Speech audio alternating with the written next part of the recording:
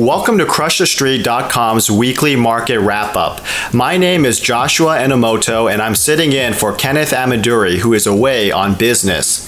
The big news item for this week is the tragic passing of stand-up comedian and Academy Award-winning actor Robin Williams, who was found dead in his Northern California home on August 11th after an apparent self-asphyxiation.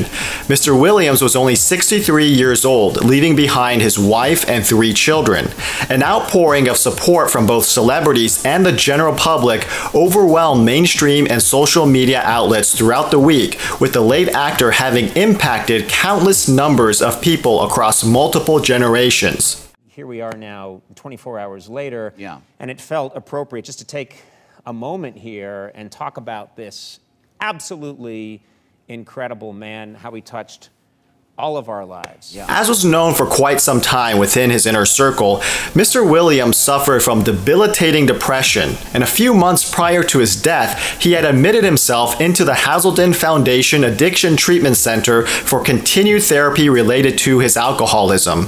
Mr. Williams' affliction from the disease prompts a holistic discussion regarding the definition of wealth, since it is painfully clear that monetary means does not exempt inner turmoil.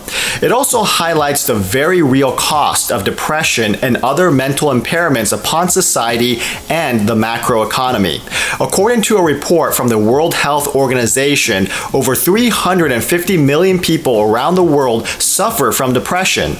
In Canada, roughly 20% of adults will suffer from a form of mental disorder at some point in their lives. With such large numbers affected by this hidden and often stigmatized disease, the cost of treatment goes far beyond personal medical bills.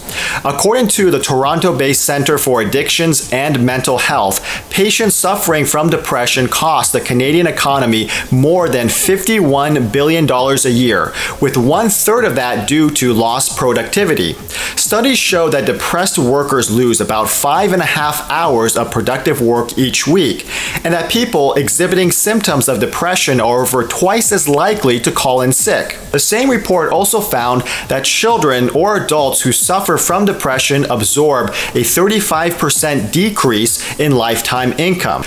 Over time, such collective inefficiencies extract a heavy toll on the economy, and it typically exacerbates or catalyzes criminal or disruptive behavior, such as the aforementioned alcoholism suffered by Mr. Williams. Since 2002, the United States, according to the Population Reference Bureau, has had the highest incarceration rate in the world, and this problem is further fueled by a breakdown in social mores and the criminalization of petty crimes.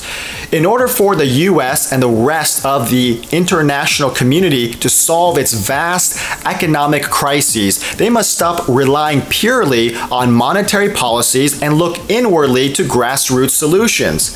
Much good could be done by lessening the tax burden towards middle-class families and keeping government out of our homes, allowing individual families a better chance to thrive and hopefully stem the growing epidemic of mental disorder. Over in financial news, the broad indices secured modest gains on Thursday after a tepid performance earlier in the week, with the Dow Jones adding 62 points. The precious metals complex slogged through a slow week, with gold holding on to the $1,300 threshold, while silver is just below the $20 level. Palladium, on the other hand, scored 7 consecutive up days, closing Thursday's session at $885 on the ask.